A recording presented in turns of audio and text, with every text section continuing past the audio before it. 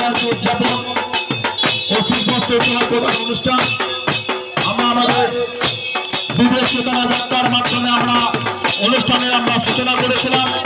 জাতীয় পতাকা উত্তোলন এবং যুবরায় স্বামী বিবেকানন্দের প্রতিকৃতিতে পুষ্পমাল্য অর্পণ করে আমরা আমাদের অনুষ্ঠানের সূচনা করেছি।